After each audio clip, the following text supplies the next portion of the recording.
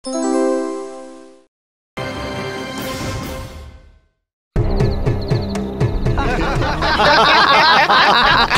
মতো লুকিয়ে আছিস কেন? সাহস থাকে তো বেরিয়ে আয় সামনে। তোদের সব কটাকে যদি কোমরে দড়ি বেঁধে ফাটকে না বলেছি, আমার নামও ধীরেন চ্যাটার্জি নয়। বেরিয়ে আয় বলছি, বেরিয়ে আয় সামনে। জয় মা।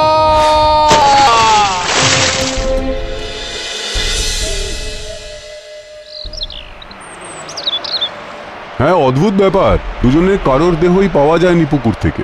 গ্রামের মানুষ তো তাই বলছে যে কুমিরে নাকি, আবার হতে পারে ওই পাঁকে কিংবা চোরাবালির ভেতর আটকে আছে।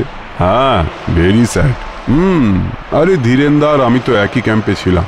হ্যাঁ হ্যাঁ, আজই পৌঁছে যাব। আরে আমায় বলে কি হবে? আপনি পুলিশ, আপনাকে বলবো না তো কাকে বলবো? হ্যাঁ, এরপর যদি কিছু একটা হয়ে যায় তার জন্য কিন্তু আপনি দায়ী থাকবেন। না, আপনি? রবীন রায়, এই থানার নতুন বড়বাবু। Good morning sir. আপনার যা বলার আছে ওনাকেই বলুন। আপনি বসুন স্যার। বলুন, কি ব্যাপার? আগে আমার নাম বিধুচরণ পরামানিক।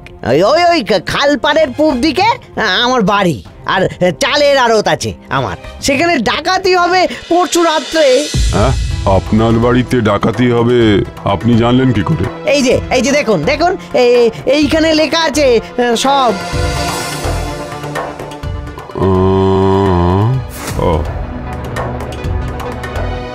তা আগেও বুঝি ডাকাতরা চিঠি দিয়েই ডাকাতি করতে আসতো?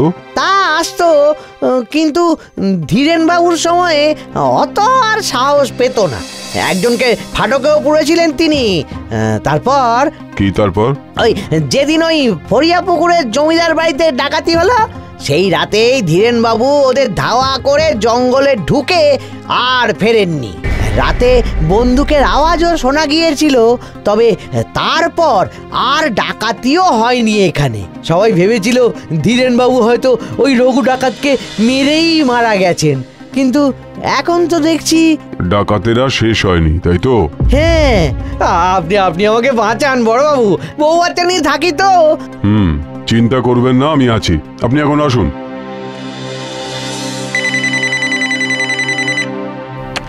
হ্যালো, আমি ময়নাগড় থানার ওসি বলছি।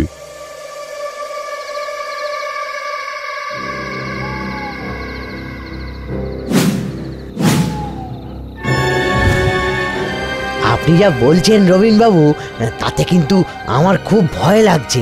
ভয় কিচ্ছু নেই, চারিদিকে পুলিশের লোক রয়েছে, কোনো রকম ক্ষতি হবে না আপনার। হাজার হাজার টাকার মাল রয়েছে গুদাম ঘরে, ওরা এসে যদি... আপনাকে তো আগেই বলেছিলাম সরিয়ে রাখতে সেসব।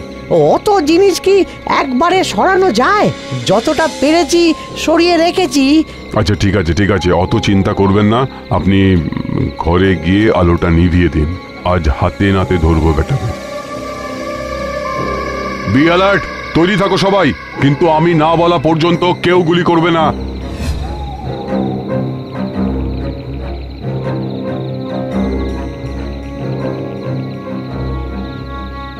11:30।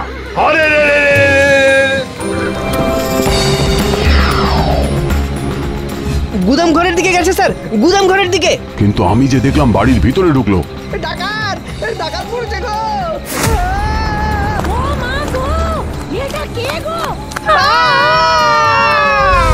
এই, তোমরা গুদামের দিকটা যাও, আমি দিকটা দেখছি। পালাতে দিও না ওকে, শুট হিম।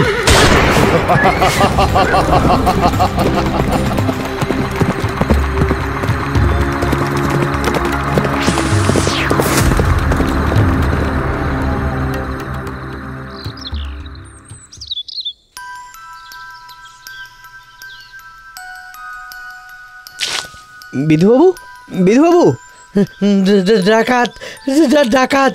ডাকাত না ভূত? কোনটা? আমরা বিধুবাবু, আমরা। চিনতে পারছেন আমাদেরকে? ডাকাত, ডাকাত। ও আপনারা? হ্যাঁ,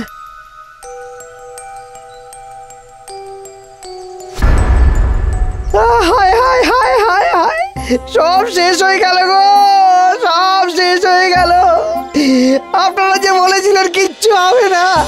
হায় হায় হায় হায় হায়, সর্বনাশ হলো গো, আমার সর্বনাশ হলো গো। হায় হায় দেখুন, ডাকাতের সঙ্গে লড়াই করা যায়, কিন্তু ভূতের সাথে পুলিশ কি করে লড়াই করবে বলুন? ভূত?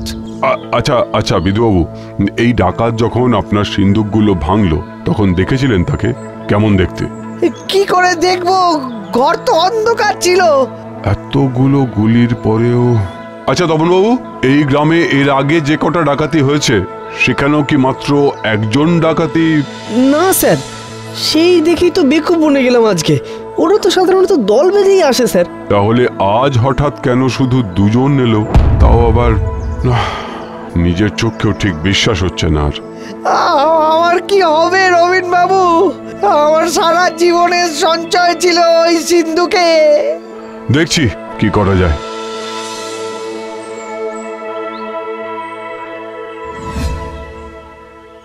দলের লোকের সাথে বিশ্বাসঘাতকতা করতে বলছেন স্যার? এতে আমার কি লাভ হবে? আরে বলছি তো বড়বাবু, কথা বলে তো সাজা কিছুটা কমিয়ে দেবে। বাস, আমার পুরো 5 বছরের সাজায় মকুব করতে হবে। বোঝো ঠেলা। ভুলে যাবেন না, দরকারটা আপনার, আমার না। বেশ, তাই করব।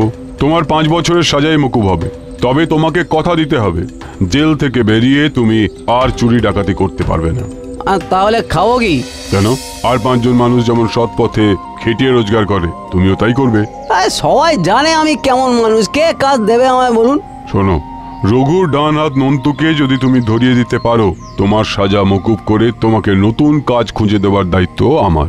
সত্যি বলছেন বড়বাবু? আমার ছুটি হবে, আবার কাজ করব? কত বছর হয়ে গেছে মেয়েটার মুখটাই দেখিনি, কত বড় হয়ে গেছে একদিনে। আমার কথার খেলা পাবে না, শুধু নন্তুকে আমার চাই। হয়ে যাবে বড়বাবু, হয়ে যাবে।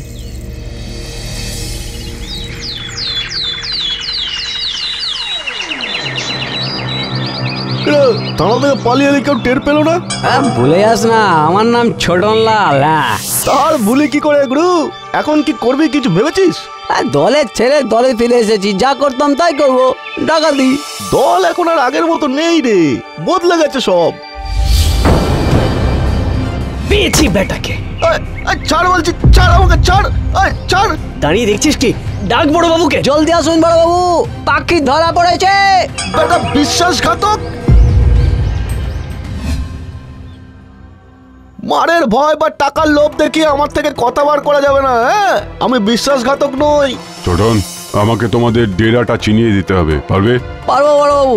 বিশ্বাসঘাতক, কেউ নিস্তার পাবি না তোরা, কেউ না। সে আরো দ্বিগুণ শক্তি নিয়ে ফিরে এসেছে, কাউকে ছাড়বে না, কাউকে না।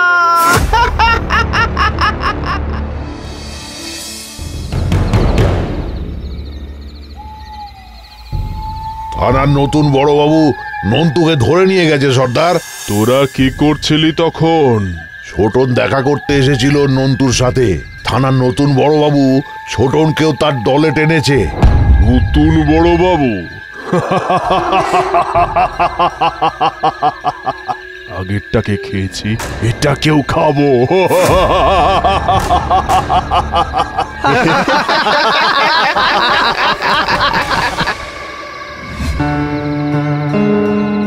একটা বিষয় পরিষ্কার, ধীরেন্দা আর নেই, আর সে যাওয়ার আগে রঘুকেও মেরে গেছে। রঘু মরে ভূত হয়েছে, কিন্তু তার ডাকাতি কমেনি। আর এবারে ওর লক্ষ্য আমি। কিন্তু ভূতের সঙ্গে কিভাবে লড়াই হবে স্যার? আপনি কথাটা স্যার ওপর মহলে জানান। তারপর পাগল ভেবে ছাঁটাই করুক আর কি। যাও, তুমি এখন আর এসব চিন্তা না করে বাড়ি যাও।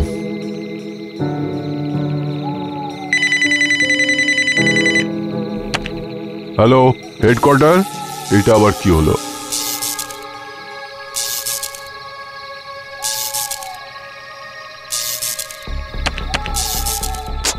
উত্তর।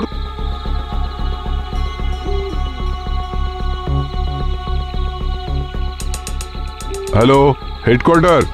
হেডকোয়ার্টারে ফোন করে কি হবে বড় বাবু? আসামি তো আপনার সামনে। রঘু, রঘু ডাকাত। নিন, হাতকড়া পরান আমার হাতে।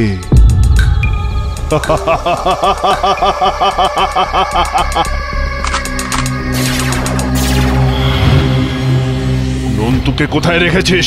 বলবো না। বলবি না? তাহলে নে, মর।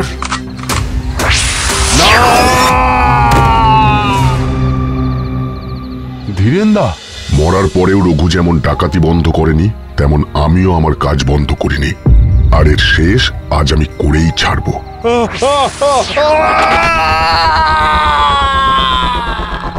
ধীরেন দা, রঘুকে আমি আমার সাথে নিয়ে যাচ্ছি রবিন, চিন্তা করো না, আর কোনো অনিষ্ট তাকে আমি করতে দেব না। কিন্তু আপনি... একটা কথা জানবে রবিন, অশুভ শক্তির চেয়ে শুভ শক্তির জোর চিরকালই বেশি। আমার আর রঘুর দেহটা তুমি জঙ্গলেই পাবে, বাকি কি করতে হবে তুমি সবই জানো। আমি এখন চলি।